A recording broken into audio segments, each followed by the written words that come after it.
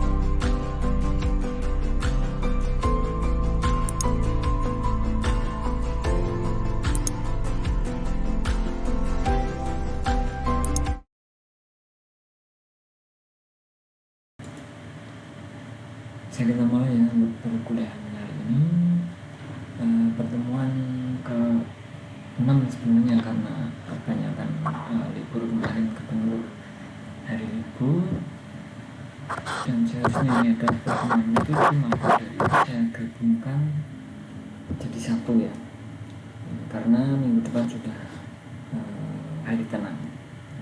Takutnya nanti kalau tidak sesuai TS-nya nanti tidak bisa masuk ya. Jadi ini untuk pertemuan ke-6 dan 7 ya. Nanti saya presentasikan mungkin yang 6 karena banyak ya. Sisanya kalian dipelajari sendiri karena materinya sudah saya share di Classroom. Oke, seperti itu ya. Kita mulai saja untuk mempersingkat waktu. Yang kita bahas pertama adalah public B2B exchange. Ini untuk pertemuan 6 nanti kita sebentar.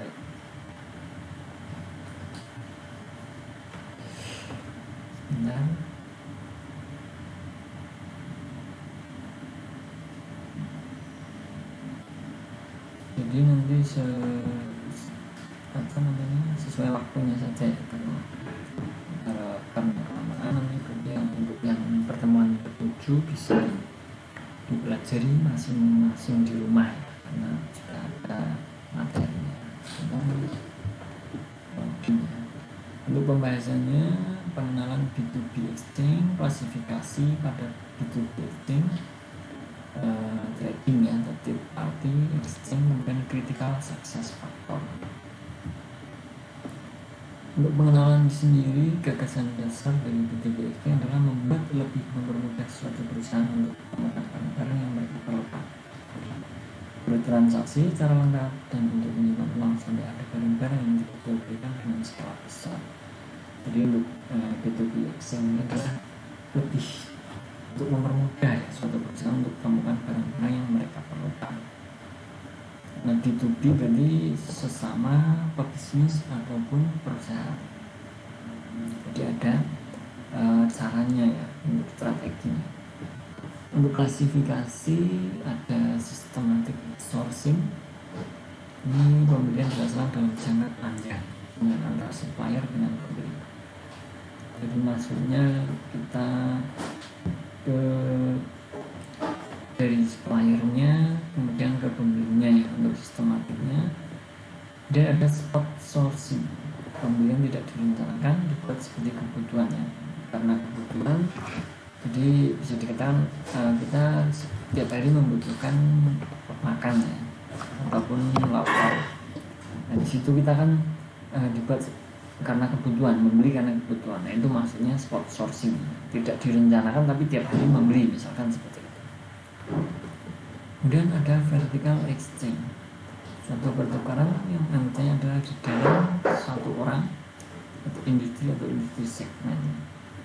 Jadi masih dalam satu industri, pertukaran di sesama anggota ya. Ini ada horizontal exchange, suatu pertukaran yang menangani material menukar tambah beberapa industri yang berbeda. Jadi pertukaran ini adalah lebih ke materialnya di suatu perusahaan. Nah ini bisa menukar atau tambah dari industri lain. Itu adalah klasifikasi pada B2B exchange ya. Yang berikutnya ada third party atau trading exchange. Untuk karakteristik third party atau third party trading ini memiliki dua karakteristik yang bertolak belakang. Yang pertama adalah netral karena pihak ketiga tidak berpihak baik para penjual maupun para pembeli. Jadi dia bersifat netral ya, tidak membela satu pihak penjual maupun membela pembeli. Jadi dia bersifat netral. Untuk yang kedua itu mereka tidak mempunyai suatu built-in constituency untuk para penjual atau para pembeli. Ini karakteristiknya ada dua tadi ya, netral sama yang built-in tadi. Untuk market liquidity, tingkat derajat untuk sesuatu yang bisa dibeli atau dijual dalam suatu marketplace pasar tanpa mempengaruhi harganya. Hal tersebut terukur oleh kebanyakan para pembeli dan para penjual di dalam pasar dan volume transaksi. Kemudian ada suitability dari third party exchange. Kunci yang paling utama pada sukses dari third party exchange adalah masa genting para pembeli dan para penjual. Itu ya. Dan critical success factor. beberapa poin yang menjadi critical success factor adalah ada early liquidity, right owner, right governance. Nah ini nanti kalian dikembangkan ya, dipelajari dari poin yang menjadi critical success ini. Ada full range of service, intervention of domain expertise, kemudian targeting inefficient industry process, targeting right industry, brand building is critical, kemudian itu economy scope. Nah ini untuk critical success factor ini nanti bisa dipelajari ya, ditambahkan. Nah ini ada penjelasan sedikit tapi mungkin bisa dikembangkan ya agar lebih pahamnya bagaimana. Untuk early liquidity ini ada para pembisnis berkesempatan melakukan survival yang terbaik manakala likuiditas volume bisnis dicapai awal, bisa survive ya. Nah si pebisnis tadi ini ada right owner, partner dengan perusahaan membawa likuiditas kepada pertukaran. Pemilik terbaik unit perantara yang dapat mendorong kedudukannya antara para pembeli dan penjual. Yang ketiga ada right governance, manajemen yang baik, adil, efektif dalam operasi dan memiliki aturan yang kritis. Ada openness, exchange harus terbuka bagi semua dari organisator dan segi pandangan teknis. Open stand memerlukan persetujuan dan komitmen di investor yang setara. Nah ini beberapa faktor yang tadi ya. Jadi di dalam suatu perusahaan itu memang harus seperti itu ya, terbuka, bahasa mudahnya seperti itu. Full range of service, partisipan tertarik terhadap suatu exchange karena membantu pemotongan biaya-biaya. Exchange rutin dengan bank, perusahaan IT dan logistik service untuk membantu. Kemudian ada important of domain expertise. Pelaku pasar memerlukan suatu pemahaman yang mendalam tentang industri, tentu ya pasti. Kemudian proses bisnis industri yang tidak dapat dipisahkan dalam industri. Nah, di dalam untuk pelaku sendiri itu pasti memperhitungkan ya proses bisnisnya, pengetahuan mengenai struktur industri, kemudian strategi kebijakan pemerintah. Jadi tentu ya di dalam suatu perusahaan itu tidak luput dari hukum, dari kebijakan, dari peraturan yang ada, itu pasti ya. Targeting inefficient industry process berperan untuk biaya-biaya tinggi dan time delay. Vertical exchange dapat menambahkan nilai. Kemudian dilakukan targeting right industry, transaksi dengan base yang besar, banyak para pembeli dan para penjual berbagi-bagi. Perbandingan biaya-biaya pencarian produk dan vendor meningkat. Tekanan kuat untuk pemotongan biaya. Ini untuk targeting di industri ya. Nanti bisa ditambahkan. Yang 9 ada brand building is critical. Peningkatan mensuit biaya dengan menambahkan kemampuan dan corak menanam modal dalam memperoleh pengenalan merek. Nah, ini brand ya, menarik bisnis untuk exchange, menanamkan merek ke dalam ingatan pelanggan. Jadi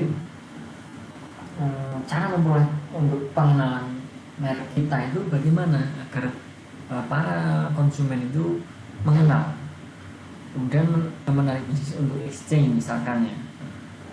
Dan ada menanamkan merek ke dalam ingatan pelanggan. Bagaimana sih agar pelanggan selalu ingat bahwa merek tersebut layak dibeli, suka dibeli, kemudian banyak disukai oleh orang. Nah seperti itu bagaimana cara pelanggan lebih selalu ingat, dan kalau mau membeli produk selalu produk yang produk kita tersebut ya. Ini critical success faktornya seperti itu ya. Jadi silahkan dipelajari. Yang ke-10 ada expanding economic scope, menambahkan nilai service ke dalam exchange yang berupa industri news, expert advice, kemudian rincian spesifikasi produk, support service, informasi provider keuangan dan bank. Nah ini tugasnya bermulai arsitektur sertifikat yang contoh. Nah itu adalah 10 poin critical success factor. Jadi semuanya harus diperhitungkan dari kita berbisnis. Itu tidak sembarangan asal berbisnis kita menjual atau membeli kemudian kita mencari relasi ataupun teman bisnis, tidak seperti itu. Ada poin-poin yang penting yang harus kita pikirkan dari pertemuan awal saya sampaikan, karena ini adalah bisnis dalam e-commerce ataupun di dalam internet. Nah itu selama 1,5 semester ini ya, setengah semester ini sudah saya sampaikan, itu memang menjadi faktor bagaimana cara kita menjadi sebuah pebisnis di e-commerce. Silakan dipelajari semuanya. Ini sebenarnya pertemuan ke-7 ya, tapi karena minggu depan sudah hari tenang, jadi saya gabungkan di sini. Tidak perlu saya sampaikan, tidak apa-apa ya, nanti dipelajari sendiri. Nah, untuk pengumumannya minggu depan adalah hari tenang, kemudian minggu depannya baru kita laksanakan ujian tengah semester. Nanti akan saya sampaikan di grup juga ya, agar kalian ingat untuk UTS-nya. Nah ini untuk yang pertemuan itu saya singgung sedikit, ada e-government dan e-learning. Tadi kan sudah kita bahas tadi mengenai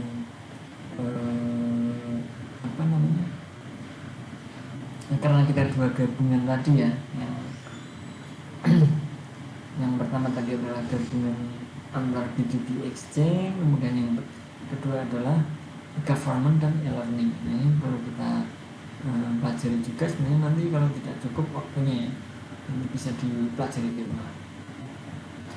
Ini pertemuannya ketujuh. Jadi ada e-government itu apa, e-learning itu apa. Ini saya beri bacakan sedikit ya, kondisi perkembangannya saat cepat ini informasi memberikan pengaruh besar terhadap badan-badan pemerintahan. Suatu sistem informasi yang disebut government online dapat memberikan suatu sumbangan bagi peserta pemerintah yang baik. Yang pertama adalah aplikasi teknologi informasi yang berbasis internet dan perangkat digital lainnya. Nah ini ternyata bisnis itu tidak hanya kita sebagai pelaku bisnis saja ya, ternyata di pemerintahan juga ada e-government. Ini bisa dibaca nanti. Lembaga pemerintah baik pusat maupun daerah telah mengembangkan sehingga pemetaan bangun di Indonesia menjadi salah satu bukan kondisi dan kesiapan lembaga pemerintah dalam mendukung. Jadi agar tahu bahwa daerah misalkan kita ya di Semarang itu bagaimana e-governmentnya, kondisinya, kemudian dibandingkan dengan Jakarta ataupun di area mana, Demak ataupun Kudus misalkan, nah itu nanti akan terbaca semua ada di e-government tadi. Ya, strateginya pengembangannya juga di e-government ada ya, mempertimbangkan pengembangan sistem pelayanan, kemudian sistem manajemennya bagaimana, teknologi pemanfaatan dan informasi secara optimal agar e-government tersebut berjalan sesuai dengan keinginannya. Nah itu perlu di strategikan. Ada meningkatkan peran, pengembangan kapasitas SDM, melaksanakan pengembangan secara sistematik. Nah itu nanti bisa dipelajari ulang, dipelajari kembali. Untuk keamanan e-government itu ada integritas ya, integriti terkait dengan keutuhan data, kerahasiaan data, kemudian ada ketersediaan data ya. Jadi tidak manfaat di mana-mana kalau tidak bisa diterima. Nah ini tentunya di setiap e-commerce itu pasti ya ada keamanannya, apalagi untuk e-government ini kan tentunya di semacam pemerintahan pasti untuk keamanannya lebih dan lebih ya. Untuk pengamanan berikutnya ada aspek people ya, terkait dengan SDM-nya, pengguna atau yang adminnya atau yang administrator, kemudian aspek prosesnya sesuai adanya kebijakan pengaman juga, security polisi ya, atau keamanannya yang tertulis, dan aspek teknologi untuk meyakinkan tingkat keamanan yang cukup. Evaluasi harus dilakukan secara berkala, jadi tidak hanya kita buat satu kali saja ya, tapi harus selalu dievaluasi oleh mungkin petugas ataupun administrator terkait mengenai aspek teknologi. Untuk e-learning sendiri adalah kegiatan pendidikan yang menggunakan media komputer atau internet. Ini e-learning ini apa ya, semacam proses instruksi yang melibatkan penggunaan peralatan elektronik dan digital. Ini membantu perkembangan penyampaian nilai dan meningkatkan proses belajar, di mana belajar sebagai proses yang terlibat secara interaktif. Kapan mudah ini e-learning di sini kalau di kita itu ibaratnya full online ya, itu sama ya sebenarnya. Contoh kecilnya saja dan masih banyak e-learning lainnya di kita ataupun eh, di luar ya. Penyelenggaranya adalah kalangan akademis seperti kita ya, universitas, ada LPK, dan sekolah umum. Untuk kalangan industri misalnya perangkat lunak. Konsep learning sendiri di dalam e-learning ini ada soal-soal komunitas, ada pengajar online-nya, kesempatan kerjasama juga ya. Misalkan bukan di universitas apapun memang itu yang bersifat materi ya. Jadi nanti akan berkesempatan kerjasama juga ya, seperti ya. Misalkan ada LPK ya, itu kan ada kesempatan. Kemudian multimedia tentu ya, elemen di dalam suatu e-learning. Untuk kelebihan e-learning sendiri, biaya pasti ya lebih murah dibanding kita langsung belajar seperti halnya kita belajar online ya. Itu tentunya kan tidak perlu beli bensin untuk ke kampus, itu sama seperti hal itu. Fleksibelnya waktu bisa diikuti kapan aja, enggak juga kecepatan pembelajaran tentunya, standarisasi pengajaran juga seperti itu, efektivitas pengajarannya karena bisa dikatakan kalau e-learning itu langsung ke poinnya. Itu ada kelebihan, tentunya ada kekurangan daripada e-learning itu sendiri. Kekurangannya apa? Budaya, karena kita tidak berjumpa dengan guru, kemudian teman-teman kuliah kita, itu akan menjadi sebuah kekurangan ya, dalam e-learning. Investasi juga ya, teknologi, kekurangan dalam teknologi juga, infrastruktur, kemudian materi mungkin seadanya. Beda dengan kalau kita belajar secara tatap muka, itu tentunya pasti beda. Itu adalah kekurangan daripada e-learning. Selesai ya. Untuk ini mungkin saya agak terlalu cepat karena materinya tidak apa, nanti bisa dipelajari ulang apa yang saya sampaikan tadi ya mengenai bisnis tadi, public B2B exchange dan government serta e-learning tadi ya, bisa dipelajari kembali. Untuk materi sudah saya share di classroom. Mengingatkan kembali karena ini adalah harusnya pertemuan ke-7, jadi 6 dan 7 saya gabung. Minggu depan tidak ada perkuliahan, akan tetapi minggu depan minggu tenang, biar kita selaraskan, samakan satu angkatan atau satu jadwal ini ya. Minggu depannya baru kita adakan ujian tengah semester. Seperti itu ya. Nanti semisal ada yang mau dipertanyakan, silahkan ditanyakan ke grup ataupun japri ke saya langsung mengenai pelaksanaan UTS, kemudian yang lainnya atau tugas-tugas, silahkan ya, bisa konfirmasi. Terus seperti itu saja yang bisa saya sampaikan. Terima kasih untuk teman-teman yang sudah bisa mengikuti perkuliahan hari ini ya, perkuliahan antara pertemuan 6 dan 7. Semoga apa yang saya sampaikan bisa diterima, bisa dimengerti ya, bisa diimplementasikan ke dalam e-commerce sebagai peserta bisnis. Terima kasih. Saya akhiri. Wassalamualaikum warahmatullahi wabarakatuh. Salam sejahtera untuk kita semua. Selamat beraktivitas kembali. Terima kasih.